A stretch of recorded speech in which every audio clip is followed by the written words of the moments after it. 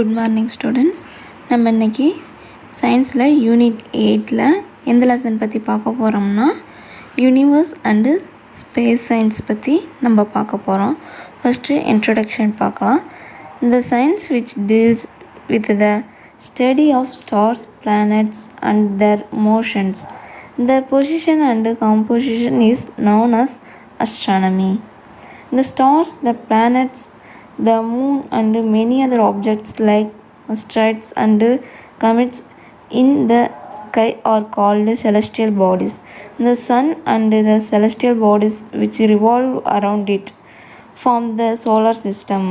நம்ம சயின்ஸில் stars, planets, அதோட மோஷன்ஸ் அண்டு பொசிஷன், காம்போசிஷன் பற்றி ஸ்டடி பண்ணுற ஃபீல்டு தான் அஸ்ட்ரானமின்னு சொல்கிறாங்க. செலஸ்டியல் ஆப்ஜெக்ட்னால் வான் பொருட்கள்னு சொல்கிறாங்க. நம்ம ஸ்கையில் என்னென்ன ஆப்ஜெக்ட்லாம் இருக்குன்னு பார்த்தோம்னா ஸ்டார், பிளானட்ஸ், மூன், அப்புறம் many other objects and asteroids and commits இதெல்லாம் ஸ்கையில் இருக்குதுன்னு சொல்கிறாங்க. சன்னை சுற்றி செலஸ்டியல் பாடிஸ்லாம் அரவுண்ட் ஆகிட்டுருக்கிறது தான் நம்ம சோலார் சிஸ்டம்னு சொல்கிறோம். In this lesson, we will study about launching of rocket, types of rocket fuels, Indian space research programs and NASA. இந்த லெசனில் நம்ம என்னென்ன பார்க்க போகிறோன்னா லான்ச்சிங் ஆஃப் ராக்கெட், அதோட type of rocket fuels, Indian space research ப்ரோக்ராம்ஸும் NASA, அதை பற்றி தான் நம்ம இதில் பார்க்க போகிறோம். இதில் ஃபஸ்ட்டு என்ன டாபிக் நம்ம பார்க்க போகிறோன்னா rockets. Space research provides information to understand the environment of the earth and the changing climate and weather on the earth. Exploring the space will help us to answer many of the challenges we are facing this day. Discovery of rockets has opened a small portion of the universe to us. Rockets help us to launch space probes to explore the planets in the solar system. They also help us to launch space-based telescope to explore the universe. More than all, rockets enable us to put satellites, which are useful to us in a number of ways. Our country has effective rocket technology and has applied it successfully to provide so many space service globally. எர்த்தோட environment, changing climate, weather கண்டிஷன்லாம் அதை பற்றின information நம்மளுக்கு எப்படி கிடைக்குதுன்னா space research மூலியமாக நம்மளுக்கு கிடைக்குதுன்னு சொல்கிறாங்க. இப்போ ராக்கெட் டிஸ்கவர் பண்ணனால இதனால் நம்மளுக்கு என்ன ஹெல்ப் பார்த்திங்கன்னா இந்த யூனிவர்ஸோட ஸ்மால் போர்ஷனை அதை பற்றி நம்ம ஃபுல்லாக தெரிஞ்சிக்க முடியுதுன்னு சொல்கிறாங்க. சோலார் சிஸ்டத்தில் இருக்க பிளானட்ஸ் பற்றி ரிசர்ச் பண்ணுறதுக்கான சேட்டலைட்ஸ் பார்த்திங்கன்னா இந்த ராக்கெட் யூஸ் பண்ணி தான் லான்ச் பண்ணுறாங்க. யூனிவர்ஸை ரிசர்ச் பண்ணுறதுக்கான ஸ்பேஸ் பேஸ்டு டெலஸ்கோப் பார்த்திங்கன்னா லான்ச் பண்ணுறதுக்கு ராக்கெட் வந்து யூஸ் பண்ணுறாங்க. நம்மளுக்கு நிறைய வேஸில் ஹெல்ப்ஃபுல்லாக இருக்க சேட்டலைட்டை லான்ச் பண்ணுறதுக்கு இந்த ராக்கெட் வந்து யூஸ் பண்ணுறாங்க. நம்ம கண்ட்ரி பார்த்திங்கன்னா இந்த ராக்கெட் டெக்னாலஜி யூஸ் பண்ணி குளோபல் லெவலில் ஸ்பேஸ் சர்வீஸ்க்கு தேவையான ஹெல்ப்பை நம்ம கண்ட்ரி வந்து சக்ஸஸ்ஃபுல்லாக பண்ணிகிட்ருக்காங்க. ஸோ இதிலேருந்து பார்த்தோம்னா ராக்கெட் வந்து சேட்டலைட்டை லான்ச் பண்ணுறதுக்கோசரம் யூஸ் பண்ணிகிட்ருக்காங்க. நெக்ஸ்ட் டாபிக் பார்த்திங்கன்னா parts of rockets. A rocket is a space vehicle with a very powerful engine designed to carry people or equipment beyond Earth and out into space. There are 4 major parts or systems in a rocket. They are structural system, payload system, guidance system, propulsion system. Rocket பார்த்திங்கன்னா powerful இன்ஜினால் design பண்ண ஒரு space வெஹிக்கிள்னு சொல்கிறாங்க. இது people இல்லைனா எக்யூப்மெண்ட்டை carry பண்ணிட்டு போகிறதுக்கான ஒரு vehicle அப்படின்னு சொல்கிறாங்க. இதில் 4 பார்ட்ஸ் இருக்குது ராக்கெட்டில். என்னென்னு பார்த்திங்கன்னா ஸ்ட்ரக்சரல் சிஸ்டம் அப்படின்னா கட்டமைப்பு, பேலோட் சிஸ்டம்னா பனிச்சுமை அமைப்பு, நெக்ஸ்ட்டு கைடன்ஸ் சிஸ்டம்னா வழிகாட்டும் அமைப்பு, ப்ரொபல்ஷன் சிஸ்டம்னா செலுத்தும் அமைப்பு. இதில் ஃபஸ்ட்டு பார்த்திங்கன்னா structural system. The structural system is the frame that covers the rocket. It is made up of very strong but lightweight metals like titanium or aluminum. Fins are attached to some rockets at the bottom of the frame to provide stability during the flight. Structural சிஸ்டம்னா ராக்கெட்டில் உள்ள இருக்க பார்ட்ஸ்லாம் cover பண்ணியிருக்கிறது தான் structural சிஸ்டம்னு சொல்கிறாங்க. இந்த system பார்த்திங்கன்னா ஸ்ட்ராங்காக இருக்கும். அது இல்லாமல் லைட் வெயிட் மெட்டீரியல்ஸான டைட்டானியம் அலுமினியம்னால் செஞ்சுருப்பாங்கன்னு சொல்கிறாங்க. இந்த ராக்கெட் மூவ் ஆகிட்டுருக்கும்போது அது ஸ்டேபிளாக இருக்கிறதுக்காக அதோட பாட்டமில் பின்ஸ் செட் பண்ணியிருப்பாங்க. நெக்ஸ்ட்டு பார்த்திங்கன்னா payload system. Payload is the object that the satellite is carrying into the orbit. Payload depends on the rocket missions. The rockets are modified to launch satellites with a wide range of missions like communications, weather monitoring, spying, planetary exploration, and as observatories. Special rockets are also developed to launch people into the Earth orbit and onto the surface of the moon. பேலோட்னு பார்த்திங்கன்னா சேட்டலைட்டில் carry பண்ணிகிட்ருக்க system தான் payload சிஸ்டம்னு சொல்கிறோம். இந்த payload சிஸ்டமில் இருக்க satellite பார்த்திங்கன்னா எர்த்தோட ஆர்பிட்டில் கொண்டு போய் வைக்கிறதுக்காக இந்த ராக்கெட் யூஸ் பண்ணுறாங்க. இந்த சேட்டலைட்டை யூஸ் பண்ணி நம்ம கம்யூனிகேஷன், வெதர் மானிட்டரிங், ஸ்பையிங்க்கு, பிளானட்டரி எக்ஸ்ப்ளோரேஷனுக்கும் அப்சர்வேட்டரிஸ்க்கும் நம்ம இந்த சேட்டலைட்டை யூஸ் பண்ணுறோம். அது மட்டும் இல்லாமல் எர்த்தோட ஆர்பிட்லேயும் மூனோட சர்ஃபேஸ்லேயும் பீப்புளை கொண்டு போகிறதுக்காக அதுக்குன்னு தனியாக ஸ்பெஷல் ராக்கெட்டை டிசைன் பண்ணியிருக்காங்க. நெக்ஸ்ட்டு பார்த்திங்கன்னா guidance system. Guidance system guides the rocket in it's path. It may include sensor on board computers, radars, and communication equipments. Guidance system பார்த்திங்கன்னா ராக்கெட்டை கைட் பண்ணுறதுக்கான சிஸ்டம் ராக்கெட்டில் ஃபிட் பண்ணியிருக்காங்க. இந்த கைடன்ஸ் சிஸ்டமில் என்னென்ன இருக்குன்னு பார்த்திங்கன்னா sensor, on board computers, radars, communication எக்யூப்மெண்ட்ஸ்னால் இந்த கைடன்ஸ் சிஸ்டமில் இருக்கும். Next propulsion system. It takes up most of the space in a rocket. It consists of fuel tanks, pumps and a combustion chamber. There are two main types of propulsion system: liquid propulsion system, solid propulsion system. ராக்கெட்டில் most of the ஸ்பேஸை இந்த propulsion சிஸ்டமே எடுத்துக்குது. இந்த propulsion சிஸ்டமில் என்னென்ன இருக்குதுன்னு பார்த்திங்கன்னா fuel tanks, pumps and combustion chamber, இதெல்லாம் இந்த ப்ரொபல்ஷன் சிஸ்டமில் இருக்கனால மோஸ்ட் ஆஃப் த ஸ்பேஸ் இந்த ப்ரொபல்ஷன் சிஸ்டம் எடுத்துக்குதுன்னு சொல்கிறாங்க. இந்த ப்ரொபல்ஷன் சிஸ்டம் பார்த்திங்கன்னா 2 டைப்ஸ் இருக்குது. என்னென்னு பார்த்திங்கன்னா liquid propulsion system, solid propulsion system. Next topic type of propellant. A propellant is a chemical substance that can undergo combustion to produce pressurized gases whose energy is utilized to move a rocket against the gravitational force of attraction. The propellants may be in the form of the solid to liquid propellant, solid propellant, cryogenic propellants. ப்ரொப்பலண்ட்னா ஒரு chemical சப்ஸ்டன்ஸை தான் நம்ம propellant சொல்கிறோம். இந்த chemical substance combustion பண்ணும்போது அதுலேருந்து வெளிவர pressurised gases use பண்ணி நம்ம ராக்கெட் கிராவிடேஷனல் ஃபோர்ஸ்க்கு ஆப்போசிட் டைரெக்ஷனில் நம்ம ராக்கெட்டை மூவ் பண்ணலாம். இதுக்காக தான் இந்த ப்ரொப்பலண்ட் யூஸ் பண்ணுது. இந்த ப்ரொப்பலண்ட் எந்தெந்த டைப்பில் இருக்குதுன்னு பார்த்திங்கன்னா சாலிட் டைப்பு, லிக்விட் டைப்பில், க்ரியோஜெனிக் டைப்பில் இந்த ப்ரொப்பலண்ட் இருக்குது. டைப்ஸ் ஆஃப் ப்ரொப்பலண்ட்டில் ஃபஸ்ட் என்னென்னு பார்த்திங்கன்னா liquid propellants. In liquid propellants, fuel and oxidizer are combined in a combustion chamber where they burn and come out from the base of the rocket with a great force. Liquid hydrogen, hydrogen and ethyl alcohol are the liquid fuels. Some of the oxidizer are oxygen, ozone, hydrogen peroxide and fuming nitric acid. Liquid ப்ரொப்பலண்ட்டில் ஃபியூலையும் ஆக்சிடைசரையும் combine பண்ணி combustion சேம்பரில் ஒரு pump வழியாக செலுத்துகிறாங்க. அந்த இடத்துல நம்ம பர்ன் பண்ணும்போது ஒரு கிரேட் ஃபோர்ஸ் பார்த்திங்கன்னா ராக்கெட்டோட பாட்டம்லேருந்து வெளிவருது.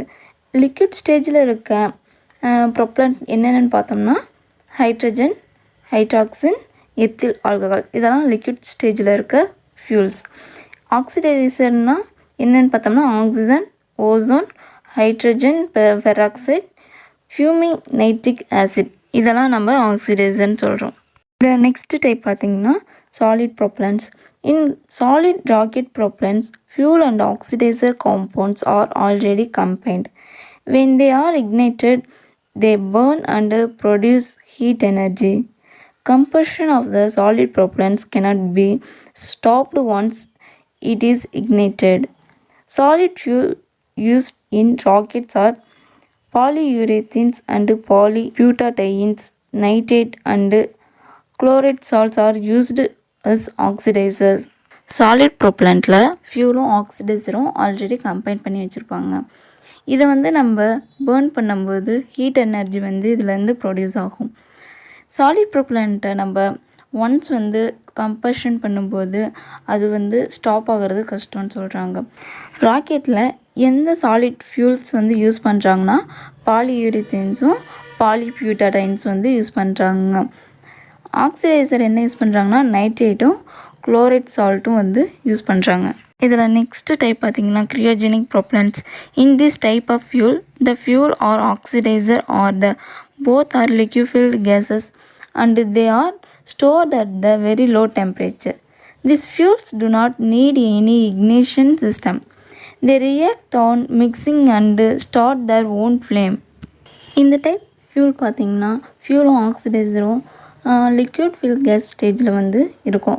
இதை ஸ்டோர் பண்ணுறதுக்கு வெரி லோ டெம்பரேச்சர் இருந்தாவே போதும்னு சொல்கிறாங்க. இந்த ஃபியூலை வந்து நம்ம கம்பஷன் பண்ணும்போது இதுக்கு வந்து இக்னிஷன் சிஸ்டம் வந்து தேவையில்லை.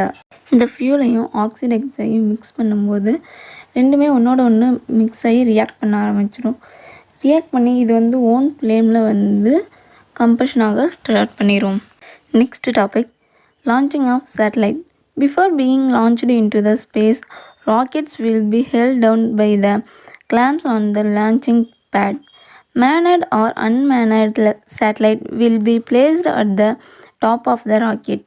When the fuel in the rockets is burnt, it will produce an upward thrust. There will be a point at which the upward thrust will be greater than the weight of the satellite. ராக்கெட்டை நம்ம launch பண்ணுறதுக்கு முன்னாடி rocket பார்த்திங்கன்னா launching பேடில் வந்து clamp help மூலியமாக அது ஸ்டேபிளாக இருக்கும். மேனட் அன்மேனட் சேட்டலைட்ஸ் பார்த்திங்கன்னா ராக்கெட்டோட டாப்பில் ஃபிட் பண்ணியிருப்பாங்க. ராக்கெட்டில் இருக்க ஃபியூலை நம்ம பேர்ன் பண்ணும்போது அது அப்வர்ட் ஆகிறதுக்காக ஒரு த்ரஸ்ட்டை வந்து ப்ரொடியூஸ் பண்ணுது. இதனால் ராக்கெட் வந்து லான்ச் ஆகுது. ராக்கெட்டோட வெயிட் பார்த்திங்கன்னா இந்த அப்வர்ட் த்ரஸ்ட்டோட வெயிட்டை விட ஹையாக இருக்குன்னு சொல்கிறாங்க. At the point the clamp will be removed by remote control and the rocket will move upwards. According to Newton's third law, for every action there is an equal and opposite reaction.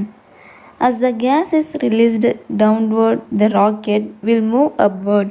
Remote control மூலியமாக rocket fit பண்ணியிருக்க கிளாம்பை வந்து remove பண்ணிடுவாங்க. அதுக்கப்புறம் rocket வந்து அப்வர்டாக launch பண்ணுறாங்க. Newton's third law படி every ஆக்ஷனுக்கும் ஈக்குவலான ஒரு ஆப்போசிட் ரியாக்ஷன் இருக்கும். நியூட்டனோட தேர்ட் லா யூஸ் பண்ணி தான் ராக்கெட்டை வந்து லான்ச் பண்ணுறாங்க. இதில் ராக்கெட்டில் வந்து கேஸ் வந்து ரிலீஸ் ஆகும்போது ராக்கெட் வந்து அப்வர்டாக மூவ் ஆகுது. இந்த பிக்சர் பாருங்களே, ராக்கெட்டில் வந்து லான்ச் பண்ணும்போது இருக்கிற பிக்சர். இதில் அந்த கிளாம்ப் பார்த்திங்கன்னா ராக்கெட் வந்து லான்ச் ஆகிட்ருக்கும்போது அந்த கிளாம்ப் பாருங்கள் ஒரு கிராஸாக இருக்குது. ரிமோட் கண்ட்ரோல் மூலியமாக அதை வந்து ரிமூவ் பண்ண பிறகு அது கிராஸாக இருக்கும். ஃபியூலை பர்ன் பண்ணும்போது கேஸ் வந்து ரிலீஸ் ஆகி ராக்கெட் வந்து அப்வர்டாக லான்ச் ஆகுது. இந்த ரைட் சைடு இருக்க பிக்சர் பார்த்திங்கன்னா ராக்கெட்டோட ஒவ்வொரு ஸ்டேஜும் இதில் வந்து கொடுத்துருக்காங்க. இதில் சேட்டலைட் எங்கே இருக்குன்னா ராக்கெட்டோட டாப்பில் இருக்குது. To place a satellite in a particular orbit, a satellite must be raised to the desired height and given the correct speed and direction by the launching rocket. If this high velocity is given to the rocket at the surface of the earth, The rocket will be burnt due to the air friction. ராக்கெட்டை ஒரு particular ஆர்பிட்டில் நம்ம place பண்ணோம்னா decide பண்ண ஹைட்டில் rocket வந்து correct ஸ்பீட்லேயும் டைரக்ஷன்லேயும் launch பண்ணணும்.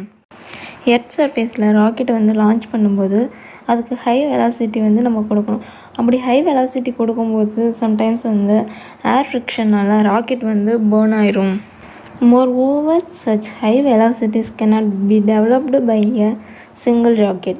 So, multi-stage rockets are used to penetrate the dense lower part of the atmosphere. Initially, the rocket rises vertically and then it is tilled by a guidance system. Single ராக்கெட்டை நம்ம high வெலாசிட்டியில் வந்து develop பண்ண முடியாது. So multi stage rocket வந்து இதில் use பண்ணுறாங்க. Atmospheric lower பார்ட்டை வந்து ராக்கெட் வந்து ஃபஸ்ட்டு வெர்டிக்கலாக கிராஸ் பண்ணுது. நெக்ஸ்ட்டு கைடன்ஸ் சிஸ்டத்தோட ஹெல்ப்போட ராக்கெட் வந்து சாய்வாக போகும். Next topic India is space programmes. Soon after independence, India initiated space research activities.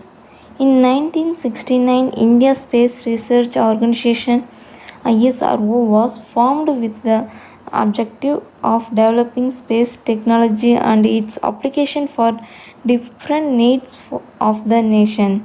India is focusing on the satellite for communication and remote sensing, space transportation systems and application programs. The first ever satellite Aryabhatta was launched in 1975. Since then, India has achieved a lot in space programs equal to that of the developed nations. After independence அப்புறம் India பார்த்திங்கன்னா space research ஆக்டிவிட்டீஸ்க்கான programs வந்து start பண்ணாங்க. Developing space டெக்னாலஜிக்காகவும் அதோட applications வந்து நேஷனோட different நீட்ஸ்க்காக use பண்ணுறதுக்காக 1969 வந்து India வந்து Indian space research organisation அதாவது ஐஎஸ்ஆர்ஓவை ஸ்டார்ட் பண்ணாங்க. இந்த ஐஎஸ்ஆர்ஓ ஸ்டார்ட் பண்ண பிறகு இந்தியா எதுக்கு மோஸ்ட் இம்பார்ட்டன்ட் கொடுத்துச்சுன்னா கம்யூனிகேஷன்ஸ்க்காகவும் remote sensing, space transportation system and application ப்ரோக்ராம்ஸ்க்காகவும் அதிக இம்பார்ட்டன்ட் கொடுத்துச்சு. இந்தியா ஃபஸ்ட்டு சேட்டலைட்டான ஆரியப்பட்டா பார்த்திங்கன்னா 1975 வந்து லான்ச் பண்ணாங்க. இதுக்கப்புறம் பார்த்திங்கன்னா இந்தியா வந்து டெவலப்டு நேஷன்ஸ்க்கு ஈக்குவலான ஸ்பேஸ் ப்ரோக்ராம்ஸை வந்து அச்சீவ் பண்ணிட்டு வராங்க. The next topic, Chandrayaan-1 satellite. Our country launched a satellite Chandrayaan-1, meaning moon vehicle, on 22 October 2080 to study about the moon. It was launched from Satish Dhawan Space Center in Sriharikota, Andhra Pradesh with the help of PSLV, Polar Satellite Launch Vehicle rocket. It was put into the lunar orbit on 8th November 2008. The spacecraft was orbiting around the moon at a height of 100 km from the lunar surface. It collected the chemical and mineralogical and the geological information about the moon. This mission was a major boost for the Indian space programs and helped to develop its own technology to explore the moon.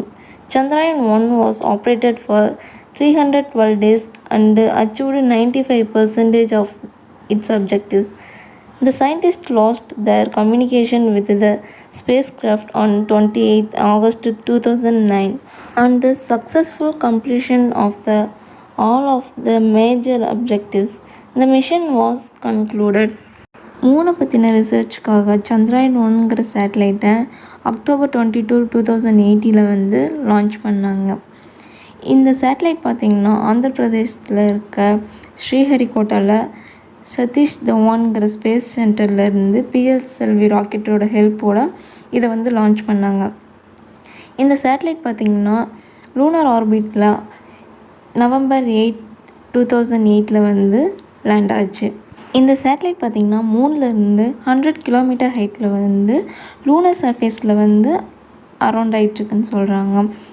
இந்த satellite பார்த்திங்கன்னா மூனோட chemical, mineral and geological இன்ஃபர்மேஷனில் வந்து gather பண்ணியிருக்குன்னு சொல்கிறாங்க.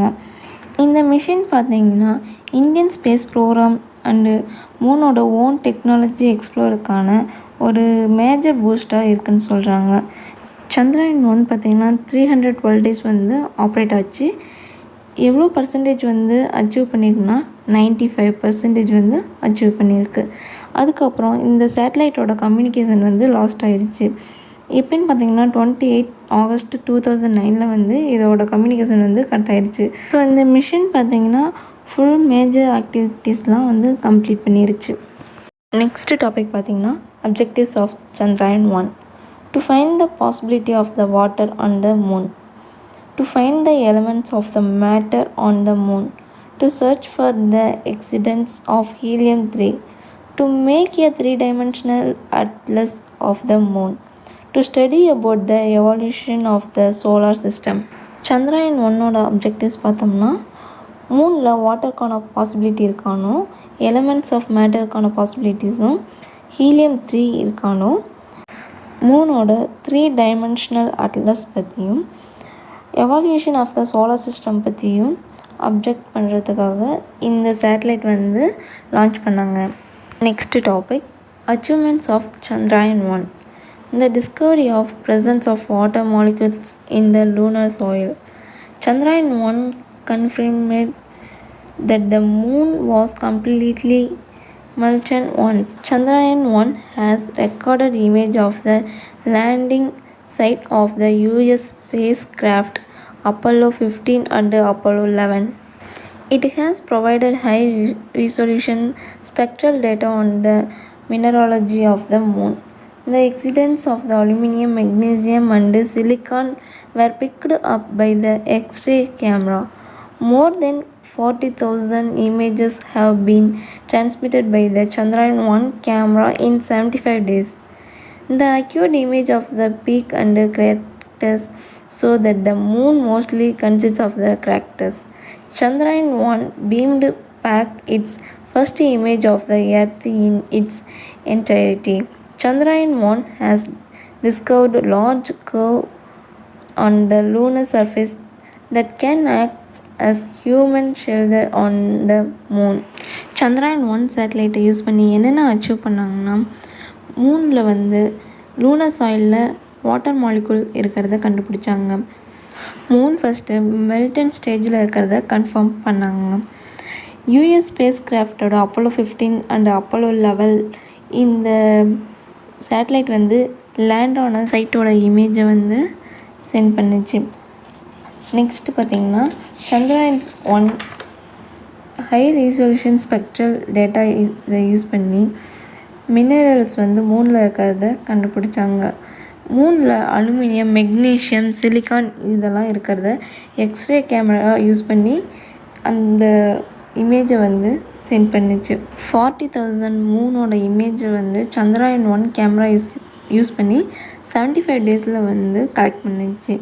மூனில் இருக்க peaks, கிரேட்டர்ஸ் இதோட அக்யூரேட் இமேஜை வந்து சென்ட் பண்ணிச்சு. இது மூலயமா மூனில் வந்து மோஸ்ட் ஆஃப் பிளேஸ் வந்து கிரேட்டர்ஸாக இருக்குதுன்னு நம்ம தெரிஞ்சுக்கிறோம். சந்திராயன் 1 வந்து எர்த்தோட ஃபஸ்ட்டு ஃபுல் இமேஜை வந்து சென்ட் பண்ணிச்சு. சந்திராயன் 1 வந்து மூனோட லூனர் சர்ஃபேஸில் ஹியூமன் ஷெல்டர்ஸ் இருக்கிறத வந்து ஃபைண்ட் பண்ணிச்சு. ஓகே ஸ்டூடெண்ட்ஸ், இந்த பார்ட் வந்து இதோட கம்ப்ளீட் ஆகுது. நம்ம இதில் என்னென்ன பார்த்தோம்னா ராக்கெட், பார்ட்ஸ் ஆஃப் ராக்கெட், என்னென்ன பார்ட்ஸ்னால் structural system, payload system, guidance system, propellant system.